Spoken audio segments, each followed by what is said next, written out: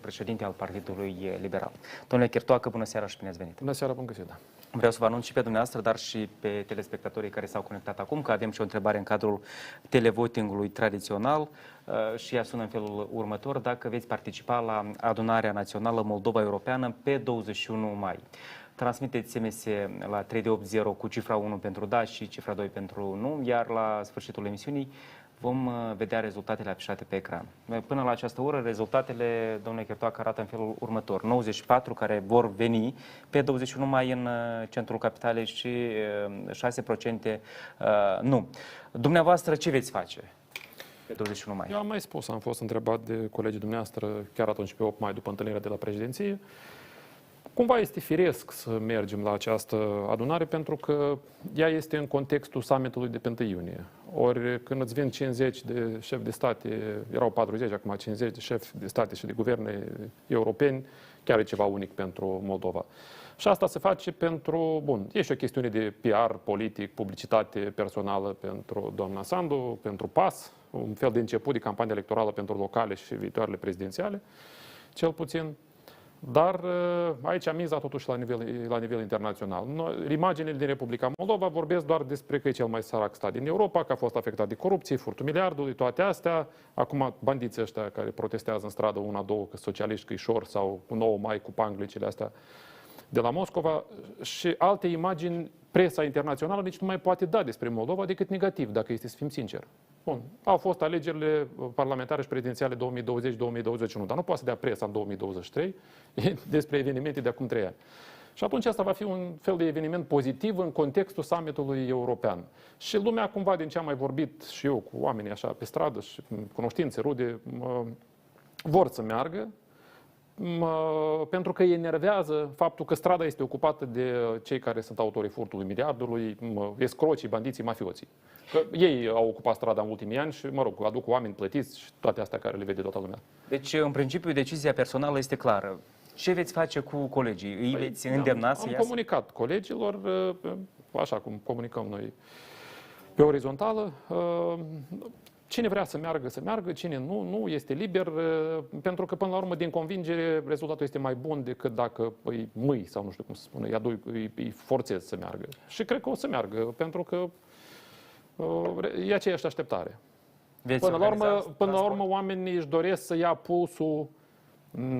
ia pulsul societății și pe partea asta pro-europeană. După atâția ani cât au trecut deja de la ultimele scrutinii mari, vrem să știm și noi că dacă te uiți numai la televizor sau numai pe rețelele de socializare, ai impresia că mâine Republica Moldova va fi din nou înghițită de bandiți. Dacă ne uităm și după rezultatul ăsta din Găgăuzia, încă 2-3 din astea și din nou suntem încercuiți în municipiul Chișinău de tot ce înseamnă roșu și mafiot.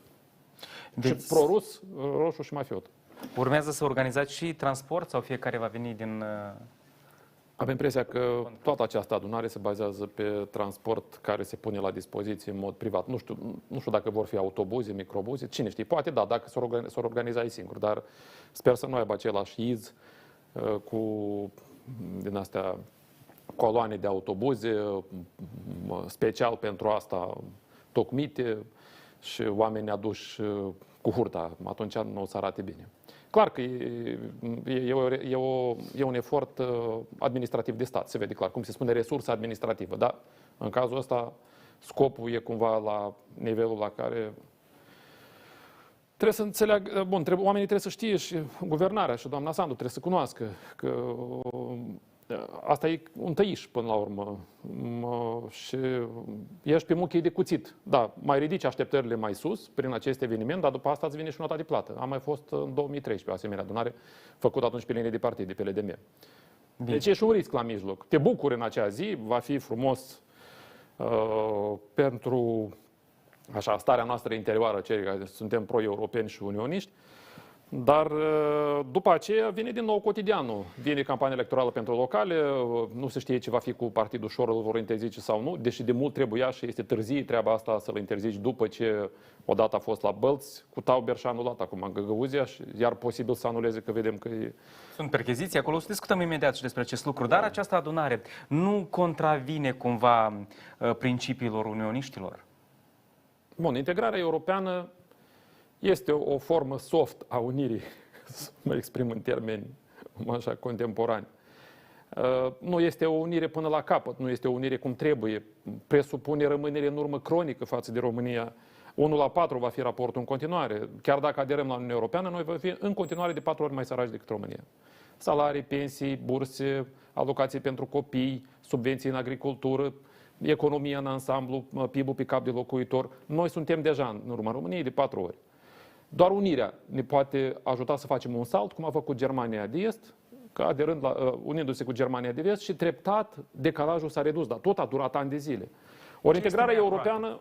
Poftim? Ce este mai aproape? Integrarea europeană a Republicii Moldova sau unirea cu România? S-ar putea ca unirea să fie cea din urmă soluție după ce ne vom fi convins de încă un eșec. Vom fi trecut prin încă un eșec. Dacă, de exemplu, va ieșua așa această tentativă de aderare la UE, care este deja o chestiune geopolitică, pentru că e datorită Ucrainei, datorită rezistenței Ucrainei în fața agresiunii ruse. Și atunci Europa a luat această decizie că ne integrează și deci Ucraina în primul rând și pe noi la pachet.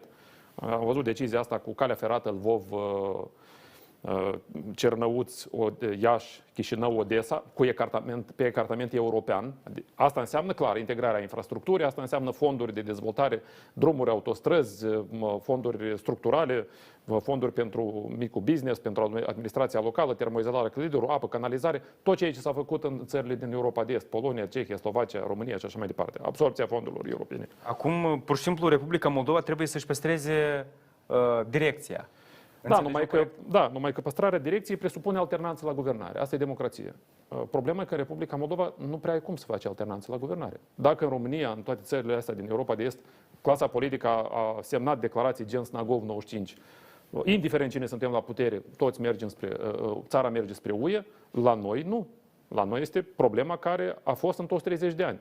Avem partide pro-europene, care toate împreună fac un 50%, și avem partide pro-ruse, care toate împreună fac un 40%, așa din istoric. Dar uneori au ajuns prin diverse metode și peste 50%, cum a fost Voronin când a luat 70 de mandate, sau cum acum vor socialiștii cu ușor la următoarele alegeri să facă o revanșă, bine, susținut și de fosta mafie, Plahotniuc. Să fie clar, când eu pronunț numele Șor, să se înțeleagă Plahotniuc automat, subînțeleagă. Pentru că ei împreună au fugit atunci în iunie și nu odată a spus ăsta că vorbește cu altul la telefon și tot ce se întâmplă în justiție, părerea mea, este tot din zona aia. Ce ar trebui să se întâmple în Republica Moldova ca integrarea europeană să fie cât mai aproape? Bun, mai aproape, există un mai aproape datorită factorului geopolitic. Pentru că anterior trebuia tu, țară, să bați la ușa UE, să arăți că ai performanță democratică, faci performanță economică, ai echilibru politic, nu ai riscuri, deci poți intra acolo unde deciziile se iau în unanimitate. Și măsurarea era, în primul rând, economică. După ce se depășea chestiunea cu drepturile omului, democrația, statul de drept, alternanța la putere, recunoașterea drepturilor minorităților, mai departe erau criteriile economice. Și numai dacă făceai față din punct de vedere economic, te primeau. Bulgaria și România au fost primite ca și cum nefăcând încă față. Cu avans.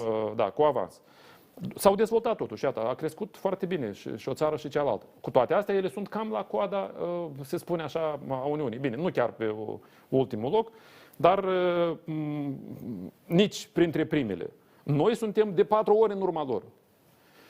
Economic noi nu facem față, să fie clar. Democratic, Bruxelles o să-și pună întrebarea. Păi dacă la voi vine o putere pro-rusă și puterea asta pro-rusă vine la Bruxelles, după aia prim-ministru, președintele și ne blochează nouă deciziile, cum face Orban de multe ori. Noi, pentru ce să vă mai primim? Deci tot unirea rămâne soluția în cazul dat. Că făcând parte din România, nu mai ajunge bucata asta de pământ să blocheze deciziile la nivelul... Adică se diluează în tot ce înseamnă vot la nivel național România. Dar pe interior noi avem o problemă. Dacă Ucraina a mers pe varianta de forță și a început să interzică tot ce este prorus și mafiot, să lupte cu ce este mafiot în interior. Am văzut astăzi o știre, președintele Curții Supreme de Justiție. Noi avem 3 mari pietre de moară care ne atârnă de gât. Transnistria, Găgăuzia și se mai spune generic Nordul, adică acolo unde e roșu când se votează roșu. Dar de fapt este vorba despre Nord și centrele urbane, gen Bălți, altele. Chiar și la Chișinău, da bine, cu suburbiile lucrurile tot timpul au mers în direcția bună, datorită suburbiilor. Dar noi avem aceste trei mari pietre de moară care nu ne permit să avem o alternanță sănătoasă la putere. Încă despre alegeri o să discutăm. Vreau un piculeț să vă întreb. Da. O lungă perioadă, dumneavoastră nu ați ieșit în spațiul public. Da. Acum, recent ați ieșit, ați făcut mai multe declarații. Planificați să vă implicați în aceste alegeri? Ce se întâmplă? Bun. Se întâmplă un lucru trist. Nu am cum să mă implic din cauza faptului că mă țin ăștia cu dosare. Și cât te țin autoritățile statului cu dosare, nu prea ești credibil atunci când critici guvernarea, vii cu diverse poziții. Nu sunt în situația, nu știu, lui Șor să mă victimizez din cauza dosarelor. Nu știu cum mi se pare nedemn. Bun, nici nu mă pot adresa electoratului pro-european, așa cum se adresează el, electoratul ăsta cumpărat și fiind condamnat, cumpără voturi, câștigă alegeri, are procente în sondaje și așa mai departe. Nu, mi se pare absurd o asemenea situație. Da, ați fost îndreptățit la un moment dat. Da, sunt achitat de prima instanță, dar Procuratura Anticorupție a mers la Curtea de Apel și asta e o mare problemă, pentru că judecătorul, Alexandru Negru, nu doar m-a achitat, ci a scos și o încheiere prin care a arătat că dosarul este fabricat. Și a cerut Veronicăi Drăgălin expres, personal, să dea explicații pe marginea fabricării dosarului. Ea nu a dat nicio explicație și a atacat hotărârea primei instanțe împreună cu această încheiere, cu fondul, deci fondul și această încheiere le-a atacat la Curtea de Apel. Mâine, iată, avem prima ședință la Curtea de Apel. Iară de la capăt. Și asta poate dura până la infinit. Nu știu cât. Iată, 6 ani deja în cap și ba să mai dureze încă 6. Și asta vă împiedică să ieșiți să vorbiți public despre ce se întâmplă? Migreață. Mai este încă al doilea dosar cu tranzacțiile din păcare, hotărârile judecătorești executate. Ăla e la urmărire penală de 6 ani. Este pus sechestru pe apartamentul părinților, pe apartamentul meu, pe casa bunicilor, care în general de 100 de ani în urmă construită. Toate de pe vremea lui Plahotniuc și așa au rămas. Și nu văd nicio schimbare de atitudine din partea Procuratorului Anticorupție. Procurorii care vin pe cazul meu, se vede că sunt impuși. Ei nu sunt siguri de ceea ce spun. Care este raționamentul? Nu vreau, este clar că ei sunt impuși să facă ceea ce fac. De șefii lor. Deci Cine îi ghidează? Actuala guvernare? Actuala conducere? Eu am mai spus, este o mafie în procuratură. Și Iulian Rusu, când a vorbit acum în Parlament, bun, el n-a spus așa cu text deschis, dar practic este vorba despre același lucru. Lucrurile au rămas extrem de grave în procuratură și problemele în justiție vin din procuratură. Declanșatorul problemei în justiție este procuratura. Anterior erau bandiții care, prin procurori, făceau toate lucrurile murdare și după aceea făceau presiuni pe judecători și îi cooptau și pe judecători în această schemă. Acum, declanșatorul este procuratura, în mod clar. Și acolo sunt aceiași oameni de pe vremea lui Plahotniuc care au prestat lui servicii și acum îi prestează servicii actuale guvernări. Și care ar fi interesul ca Dorin Chirtoacă în continuare să fie urmărit penal? Că nu am mers să mă închin la ei. Nu m-am umilit și plus ei dacă au prestat servicii lui Plahotniuc, cine știe ce jocuri duble, triple joacă ei. Pentru că uitați-vă, pe dosarele mari, ei s-au dat complet de gol. Pe dosarele mari de privatizare, din 2000 încoace, să spunem, care au avut loc, nu există nimic, zero rezultat. Niciunul. Nu doar Hotelul Național, unde ei s-au acoperit cu non bis in idem, adică nu luăm de 2 ori, nu se ia de 2 ori o hotărâre pe același dosar. Dacă s-a luat o hotărâre cândva, gata. Ei s-au făcut total de râs, pentru că în problema Hotelului Național, Plahotniuc l-a furat de la stat prin Voronin și Dodon, după aceea a făcut de ochii lumii un dosar în procuratură prin anii 2009-2010, s-a dus în judecată și a obținut niște hotărâri prin care și-a legalizat privatizarea și procuratura de azi, în 2023, face referire la acele hotărâri fake ale lui Plahotniuc și spune că de asta ei nu se pot ocupa de privatizarea făcută în 2006, pentru că este o hotărâre a instanței de prin 2009-2010. Dar, de fapt, ar putea interveni. Dar este o aberant ce spun ei, pentru că ei spun așa, noi ne-am asigurat că am pus sechestru pe Hotelul Național într-un alt dosar, Andronache și furtul miliardului. Bun, v-ați asigurat cu bunul Hotelul Național. Să admitem că la un moment dat îl veți confisca de la Andronache. Dacă actul de corupție comis de Voronin, Dodon și Plahotniuc în 2006 nu trebuie pedepsit penal. Cum reamintiți ce s-a întâmplat atunci? atunci a fost vândut unui SRL Alpha Engineering cu capital social 5400 de lei, a fost vândut Hotelul Național cu 2 milioane de euro, când el costa vreo 20, 2 milioane de dolari, când el costa vreo 20. Și în felul ăsta s-a făcut o privatizare de 10 ori sub prețul pieții și a ajuns pe mâna lui Plahotniuc. După aceea Plahotniuc a făcut mai multe tranzacții. El a dat-o Platon, Platon i-a dat-o Plahotniuc înapoi, după aia i-a scenat Plahotniuc lui Platon vânzări, primirea de bani din furtul miliardului, răzbunări între ei. Dar pe lângă Hotelul Național, la fel a fost cu multe alte bunuri. Și o să dau imediat exemple. Este un act de corupție despre care toată lumea știe. Hotelul Național Stăruină. Dacă ar fi fost o privatizare adevărată, legală, cum scrie cartea, azi era acolo un hotel de minim 4 stele. Faptul că dumneavoastră faceți trimitere acum la aceste scăpări a Procuraturii Anticorupție are vreo legătură cu faptul că ei s-au adresat mai departe în instanță, la Curtea de Apel? Să admitem că da. Să admitem că da, că ne războim. Vinuiască, da, să admitem că da, că ne războim.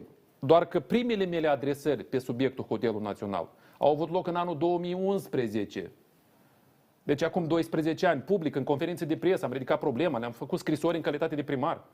2011, dosarele mele au deschis în 2017, deci eu mă lupt cu problema asta de 12 ani. Și nu ca așa, dar am mers ca nebunul, cu morile de vânt, am mers în judecată, le-am scris anul trecut încă o dată adresare. Mi-au dat un răspuns în bătaie de joc.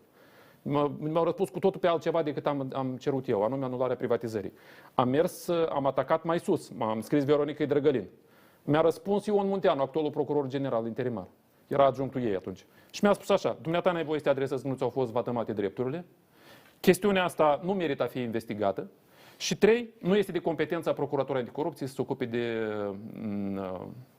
anularea privatizării. Răspunsul este publicat încă acum un an de mine și acum l-am republicat încă o dată pe pagina de Facebook. E responsabilitatea cui? Nu știu a cui. Competența cui? Iată, răspunsul ăsta, o asemenea completare nu s-a dat. Care este raționamentul? Respectiv, să nu se ia atitudine în acest caz. Când le punem cap la cap cu celelalte, găsim și răspunsul la întrebarea asta.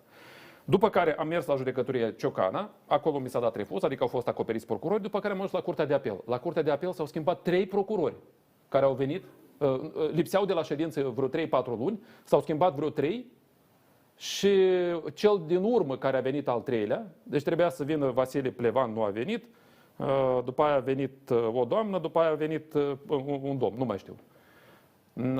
Ultimul a spus din nou, nu este clar care sunt drepturile lui Dorin Chirtoacă vătămate în acest caz, de asta el nu are dreptul să se adreseze. Și eu am spus atunci, băi, cine să se adreseze atunci? Eu sunt cetățean al Republicii Moldova și am dreptul să nu fiu furat. Și cu asta s-a încheiat discuția la nivelul Curții de Apel și Curtea de Apel mi-a dat dreptate și a trimis dosarul spre rejudecare cu obligarea procuraturii să pornească anchetă penală pe privatizarea hotelului din 2006. Și acolo s-a stopat. Și acum o să mergem din nou la judecătoria Ciocana și iar ne judecăm. Dar între timp Iulian Rusu a apărut în Parlament în care a spus, iată, toată chestiunea de la un cap la altul. Dacă luăm cazul național și la ăsta mai adăugăm privatizarea hotelului Codru, care s-a făcut la fel, tot lui Plahotniuc, privatizarea cafenelei Parlamentului. Ele sunt toate alături acolo. Asta e chiar lângă Parlament pe dreapta. Guguță, restaurantul la Izvor, și plus jumătate de hectare din parc, acolo sub el, și încă 1 hectar și jumătate, cele 2 insule. Sanatoriul Moldova din Odessa, din Ucraina, zona Odessa.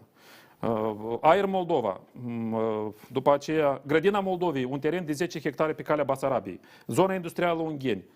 1,8 hectare la Moldexpo. Deci cam prin toate parcurile și-a tras hectare de pământ și plus obiectivele astea care le-am spus și asta nu-i tot, asta e doar vârful icebergului. Pe niciunul din aceste obiective privatizate, în mod corupt, e clar, Voronin, când era la al 2-lea mandat, înțelegea că nu mai poate să păstreze puterea. Și a început să-i dea lui Plahotniuc pe bandă rulantă. I-a dat frecvențele la televiziuni, vă amintiți, Prime, TVR Moldova, nu mai știu ce pe acolo. După aia i-a dat o mulțime de bunuri din astea, hoteluri, Hotelul Național, Codru și, cum am spus, Cafeneaua Parlamentului, Parcul la Izvor. Toate pe bandă rulantă au mers anii 2006, 7, 8, 9 și cel care executa comenzile era Dodon la Ministerul Economiei. Pe niciunul din aceste obiective nu există niciun fel de progres în 16 ani. Și eu ridic problemele astea din 2011. Iată, ultima dată am scris în mai 2022, le-am depus un dosar de 700 de foi undeva. Investigații care le-am făcut eu, Le-am publicat încă în 2019. Și am pus pe Plahotniuc, Dodon, Voronin, Grecean, Șor, mulți, nu mai știu acolo câți. Deci în total sunt circa 700 de foi. Le-am depus la procuratură 5 mai 22. Iată hârtia. Asta e prima pagină. Am primit un răspuns pe 10 iunie. Iată, nu știu cine, Nicolae Părău. 2 paragrafe. Atât am primit. Și concluzia care este? Urmează A parvenit plângerea dumneavoastră referitor la acțiunile lui Voronin, Dodon, Plahotniuc și a altor persoane care au deținut funcții publice privind trădare de patrie la un dromat, furtul bancar. Cele invocate de dumneavoastră fac deja obiectul unor investigații penale de către procuratură și dublarea investigațiilor ar periclita bunul mers al anchetei. Deci există deja o anchetă. Numai puțin. Dacă nu sunteți de acord, mergeți să ne judecați. Dacă există o anchetă, care este progresul? Dacă nici dosare nu sunt pe asemenea, pe aceste subiecte. Da, poate pe unele din ele, pe la un dromat și nu mai știu care ceva, poate nu știu, pe fondul miliardului, habar n-am. Dar pe privatizări nu a fost și nu este niciun dosar. Și presupun că lucrul ăsta se întâmplă pentru că la un moment dat aceste privatizări au fost acoperite de aceiași procurori, judecători, alții din sistemul de justiție. Și acolo tot persistă cumătrism, o mână spală pe alta. Și acum, dacă s-ar face o anchetă, ar trebui de fapt să fie două. Una cu privire la privatizare și doi cu privire la mușamalizare. Și atunci cad capete. Și nu le convine ăstora care o mână spală pe alta. Da, domnule Chirtoacă, vreau să vorbim inclusiv despre alegerile din Găgăuzia, dar acum în regim de urgență are loc adunarea populară în Găgăuzia și vreau să vedem câteva imagini de acolo, după care revenim și discutăm. Haideți să urmărim. У нас есть несколько полагаясь на их знания глубокие. Добрый вечер, уважаемые коллеги, уважаемые присутствующие. Во-первых, я поддерживаю о том, какие решения сейчас принимать. Я бы полагался на наших коллег, глубоко разбирающихся в праве. У нас есть несколько человек, поэтому я полагаюсь на их знания в этой области. Но я хотел еще несколько слов сказать. И во-первых, я поддерживаю очень необходимо нам провести референдум. Я полностью поддерживаю его. Извините, пожалуйста, извините. Съезд депутатов всех парламентов. И я хотел бы, чтобы с тем, что они подсказали, если они действительно демократические государства, нашему руководству, что такие судьбоносные решения, как вступление в какие-то блоки или в какие-то союзы, не имеют права решать 200 человек в стране. Должен быть всенародный плебисцит по всей стране, референдум, и только таким образом народ должен сказать, куда он хочет идти. Я знаю, что, я могу говорить от имени, собственного имени, от имени моих избирателей, что мы поддерживаем ровно то, как прописано в Конституции Республики Молдова.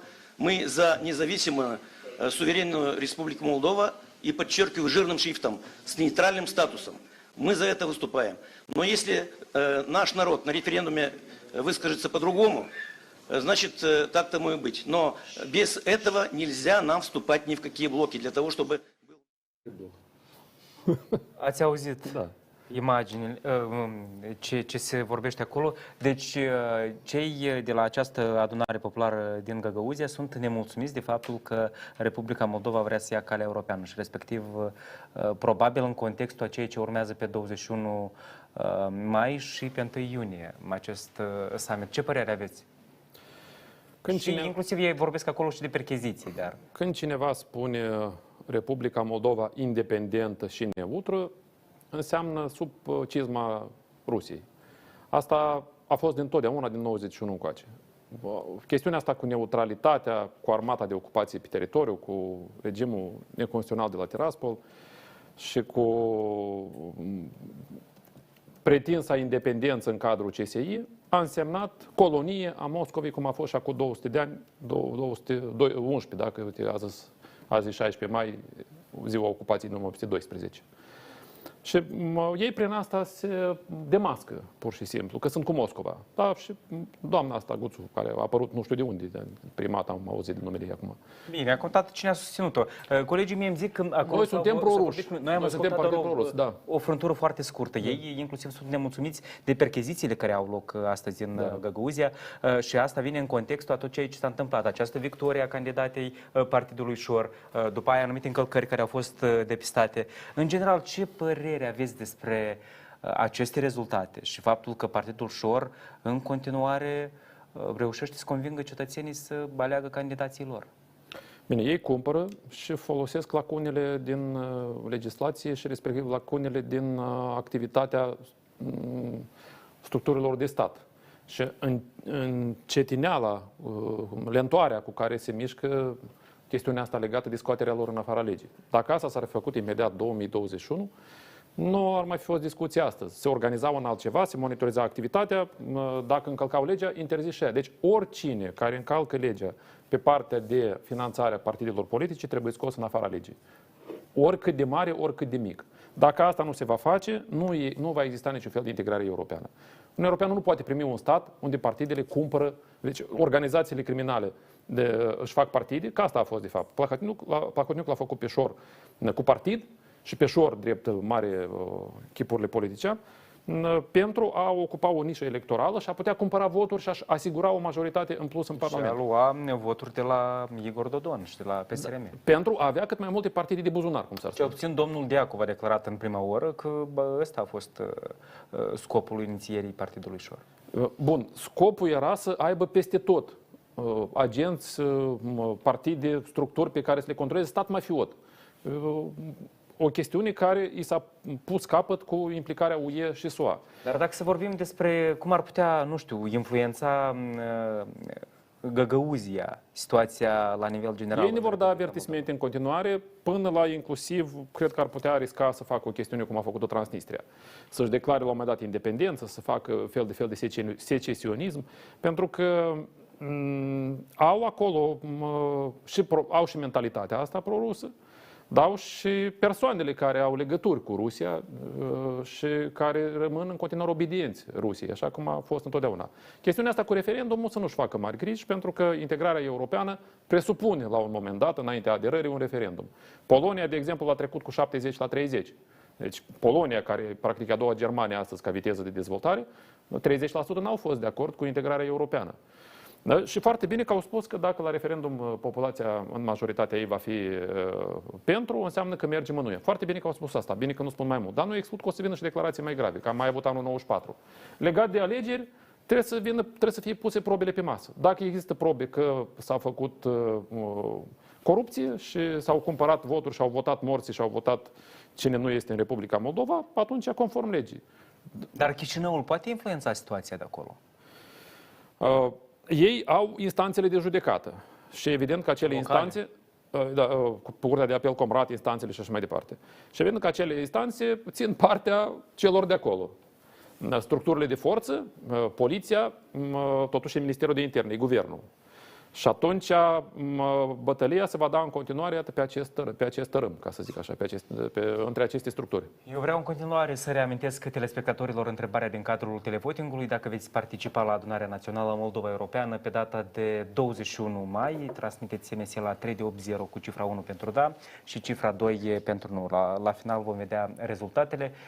Deocamdată le vedem afișate pe ecran. Nu sunt rezultatele finale, dar tendința este clară. Majoritatea celor care votează vor fi în piața Marii Adunări Naționale pe data de 21 mai.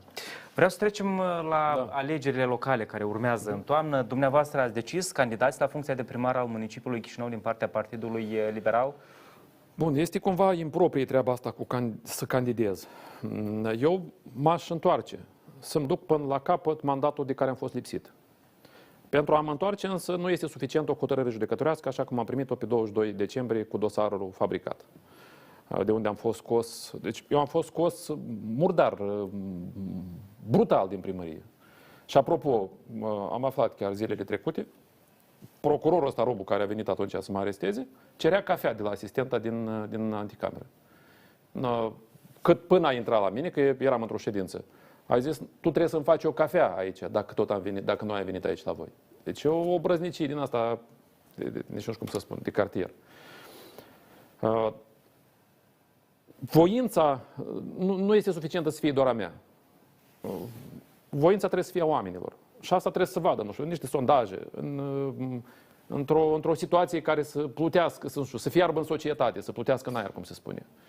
Dacă se va vedea că sunt șanse să ajungă în turul 2 și să ducă aceleași bătălii pe care le-am mai dus de 3 ori, atunci o să mă gândesc. Mai este și altă parte, domnule Chirtoacă. Dacă cetățenii vă văd mai rar la TV, probabil cred că v-ați retras din spațiul public și din M-am politică. retras într-o anumită măsură, da. Dacă ar vedea candidatura dumneavoastră, atunci poate ați apărea și în sondaje și respectiv va fi poate această vâlvă în societate. Bun. Într-o anumită măsură m-am retras. Adică eu îmi spun punctul de vedere cu privire la cele mai importante lucruri care se întâmplă, dar încerc să nu mă apar prea des, să nu plictisesc așa. Să dați seama de când sunt implicat, îți vreo 20 deja. Și mai planează, mai scurt. Problema este că până și în această emisiune am ridicat probleme pe care nu le ridică nimeni, practic, cu privire la cele mai mari privatizări care au avut loc. Hoții, cele mai mari hoții care au avut loc la noi. Plus, furtul miliardului. Și a urmat și întrebarea din partea dumneavoastră. Dar dumneavoastră vă războiți cu procuratura pentru că ei v-au deschis dosare? Nu, unii ar putea crede așa. Păi da, așa o să fie cu privire la orice, când o să apar mai des și o să mă implic în alegeri sau în altceva.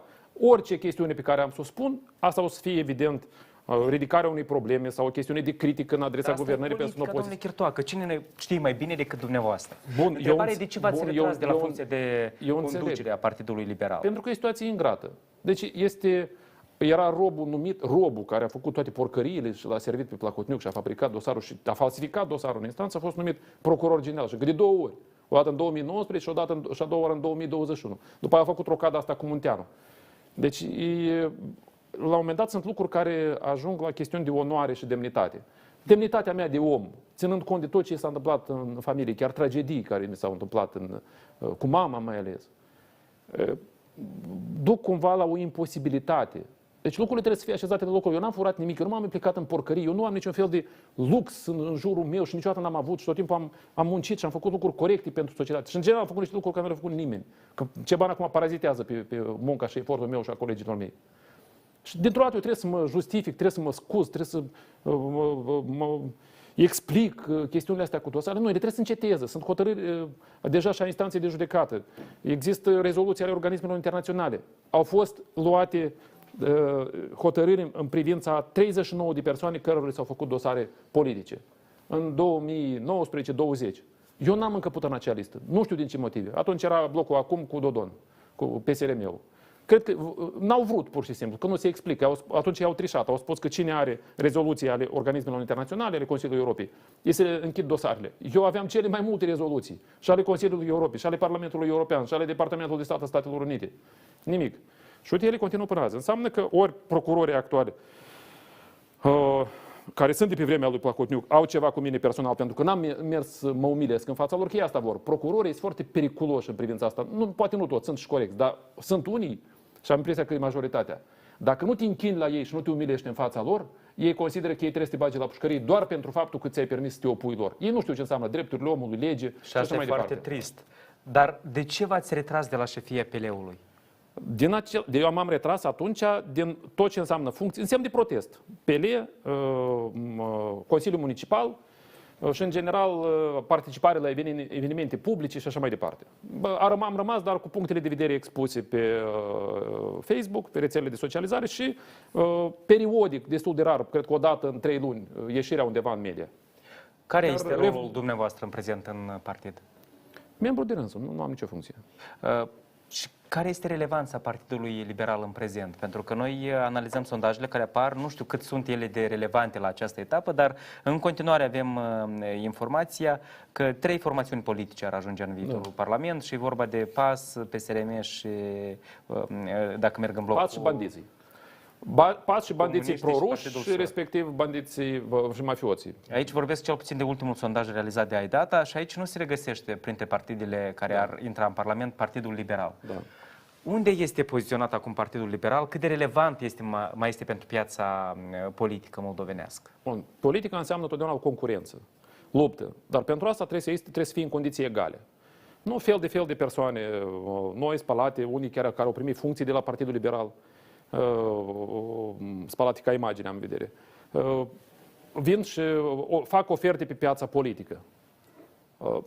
Noi, cu toate cucuile care le-am acumulat, dar în același timp și o experiență extraordinară în toți acești ani, fiind între toate bătăriile astea care au fost între mafioți din 2009 încoace,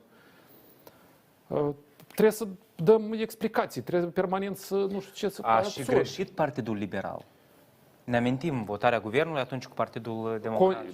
Eu consider că, dincolo de toate care au fost, problema pentru PL, unde am avut și o polemică, cum spun eu, contradicție cu colegii de partid care aveau alte puncte de vedere, a fost chestiunea cu 2015-2016, guvernul ăla, Plahotniuc-Filip. Da, la început propus Plahotniuc, după aia l-a blocat președintele Timofte și după aia a fost Filip. Deci poziția noastră care era? Eu am spus că Plahotniuc nu poate fi prim-ministru. Dacă nu a putut fi filat în 2015 vara sau când a fost, sau 2014, când a fost propus Leancă prima dată, dacă era vorba de făcut pași în spate, Plahotniuc e bandit de 10 ori mai mare. Atunci spuneam și zic, nu, asta o să ne ducă la o problemă similară cu care a avut-o PPCD-ul și Roșca în 2005. Și cam asta s-a întâmplat. Și eu i-am spus asta domnului Gimpu între patru ochi în birou și după asta... Domnul Gimpu de multe ori a spus că nu a fost o altă soluție. Atunci, altfel, se ducea Republica Moldova pe mâna socialiștilor. Deci, o alianță, să spunem așa, situațională, ținând cont că deja era o mulțime de semnale, că acest Dodon, în cărdășie cu Plahotniuc, că îl ține de rezervă, ăla spunea că are voturi asigurate. Dacă ne uităm pe ce au făcut ei, cum l-a crescut Plahotniuc pe Dodon din 2005-2006, deci asta însemna că ei aveau niște aranjamente și totul era un spectacol, chestiunea asta cu alegerile anticipate. Se putea pune cel puțin piciorul în prag pe chestiunea nu Plahotniuc prim-ministru. Lasă fie alt candidat de la PD. Și alianță situațională. Și mai ales că era clar că domnul Timofte ar putea respinge candidatura. Și până la urmă, președintele Timofte l-a respins pe Plahotniuc și noi am nimerit situația cea mai proastă. Pentru că după aia nu mai conta nimica. Dacă inițial puneam și noi piciorul în prag și era propus, de exemplu, Filip, ce da PD-ul și îl băgau pe Filip, atunci nu era problema care am avut-o. Se explica că alianța situațională, cum au făcut-o pe pasul cu PSRM. Dacă erau anticipate, dracul, anticipate. Că până la urmă erau să se demaște ăștia, cum îi cheamă, cărdășia asta, cum îi cheamă, Plahotniuc, Dodon mai devreme. Că integrarea europeană nu s-a întâmplat nici atunci și iată nu este nici azi și nu se știe dacă vom reuși în ăștia anii următori până în 2030. Dar a mai fost situații din astea în 2013-2014, când PLDM-ul și cu PD-ul, filat cu Plahotniuc, când au făcut înțelegerile alea și ne-au scos în afară, au rupt partidul și au făcut acel PLR. Deci mai a mai fost scoși în afară, ca să zic așa, și era risc de anticipate.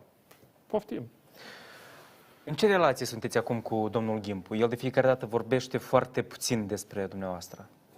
Eu n-am să vorbesc deloc. Mai bine. Care sunt șansele că veți reveni la șefia Partidului Liberal? Să ne înțelegem. Chestiunea cu domnul Gimpu e dureroasă, da? Eu nu vreau să-i fac niciun rău și n-am să-l critic niciodată public și n-am să spăl rufele în public. Pentru că, până la urmă, e familie, da? Fratele mamei. Și a mai fost Gheorghe Gimpu și noi pentru asta ne-am implicat toți. Pentru a continua ceea ce a făcut Gheorghe Gimpu și a rezistat în perioada sovietică. Da, e lupta pentru cauza națională, românească, unire, dar de acolo a început. Drapelul l-a ridicat Gheorghe Gimpu când a fost închis între 72 și 78. S-a ajuns la ceea ce s-a ajuns și de asta nu vreau să fac rău nimănui. Eu îmi spun punctul de vedere, cum văd eu lucrurile, că ar fi fost mai bine, că este mai bine. Cum am spus și acum în semnarea asta din 9 mai cu partidele pro-europene. Scuzați, Costiuc umbla prin 21, anul 21. Era fugit la Plahotniuc de 2 ani. Umbla prin fața președinției, luați mâinile de pe deputatul poporului și era vorba despre cebotare ăsta de la Flaiwan, care tot e Plahotniuc. Deci, îl apăra pe Cebotar, pe pedistul ăla, de apropiat al lui, din cercul intim, cum se spunea, al lui Plahotniuc, pe Cebotar. Vasile Costiuc. Da. Codreanu, care l-a pus Plahotniuc la primărie interimar. Și iată, v-am dat exemplul ăsta cu 2015-2000. Deci mai sunt... Deci înțeleg, cauza este contradicții între dumneavoastră și direcția, cum să spun, obiectivul este același, unirea cu România, integrarea europeană, unirea cu România, aderarea la NATO, toate astea. Cum să facem asta și deja chestiune de ordin mai diferă. Care sunt șansele că Partidul Liberal va dispărea de pe piața politică în genere? Eu sper că nu.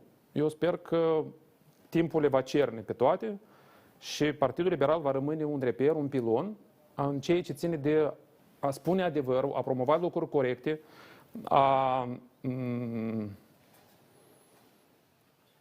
păstra direcția, a nu permite deraierea. Ăsta a fost rolul nostru de la bun început. Am spart gheața în lupta cu comuniștii, cu Voronin, eu personal și colegii din PLE atunci, 2005, 2006, 2007. Asta a permis, când am ajuns la primărie, să fie pregătit terenul și în 2009 să fie dat jos regimul comunist chiar. 7 aprilie, tragedia care nici asta nu a fost rezolvată și tot am pus întrebarea la procuratură și iar nu avem rezultat.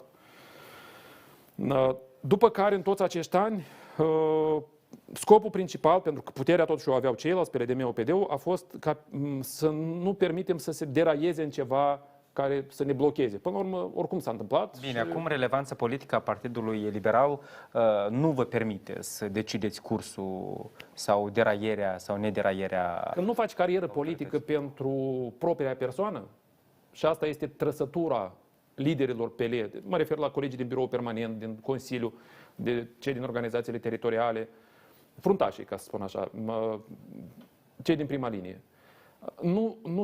Nimeni sau marea majoritate nu a avut drept scop o carieră personală politică, un CV, funcție înaltă și nu știu mai ce, ci promovarea obiectivului unirii cu România, bun, integrarea europeană de asemenea, dar dincolo de, dacă obținem integrarea europeană, următorul lucru care în continuare să-l promovăm o să fie unirea cu România. Deci scopul este altul decât să fii mare, cum să spun eu, alb și pufos, peptănat și frumos și arătat la televizor și cu mare rating în sondaje. Scopul este cu totul altul. Este foarte altruist acest scop. Bun, nu este pădure fără uscături. Și anume asta cumva face diferit Partidul Liberal de toți ceilalți. Încă două aspecte scurte. Da. Dacă colegii din Partidul Liberal vor decide să vă înainteze la funcția de primar al municipiului Chișinău, veți accepta? Este nevoie de consimțământul persoanei. Deci pur și simplu înaintarea nu rezolve. Nu pot să răspund acum la întrebarea asta, depinde de câțiva factori. O bătălie pe dreapta între candidați nu duce la nimic bun.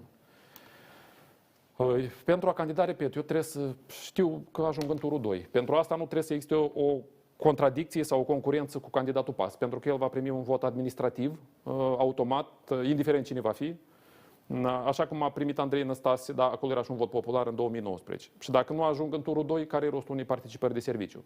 În mod normal ar trebui făcute niște sondaje, văzut care e candidatul cu cele mai mari șanse și reieșind din asta... Să susțină mai multe partide. Da, să susțină mai multe partide. Eu m-am gândit, eu aș putea candida tura asta, dacă i-ar fi să candidez, chiar și independent, ca să nu fie discuții. Ați putea candida independent? M-am gândit, prin minte mi-a trecut. Tocmai pentru ca să existe o coeziune de dreapta. Dar asta ar însemna să nu fie alți candidați din partea principalelor partide de dreapta, inclusiv PAS. Dar nu știu ce e puțin probabil. Asta nu știu dacă se va întâmpla, nu cred. Trebuie să vă spun, nu cred. Domnule Chertoacă, eu promit să vă mai invit aici. Din păcate am ajuns la final. Vreau împreună cu dumneavoastră să vedem rezultatele televotingului în variantă finală. Vă reamintesc că întrebarea era dacă veți participa la adunarea națională Moldova Europeană de pe data de 21 mai și procentele sunt în felul următor, 91 la 9. Deci majoritatea totuși va veni în Piața Mare Adunării Naționale, inclusiv dumneavoastră, înțeleg că veți fi acolo. Va fi bine, dar voi merge, sper să nu intervine nimic. Dar va fi cu siguranță bine. Au votat 113 persoane. Acesta nu este un sondaj sociologic și nu este reprezentativ. Dacă vreți să vedeți regulamentul, îl găsiți pe pagina de Facebook Freedom cu Dorin Galben. Domnule Chertoacă, mulțumesc tare mult pentru că ați venit în această seară. Vă mulțumesc dumneavoastră pentru că ați privit și celor care ați votat. Eu vă aștept deja săptămâna viitoare, marți, începând cu ora 20:00. Să aveți o seară cât mai frumoasă și pe curând.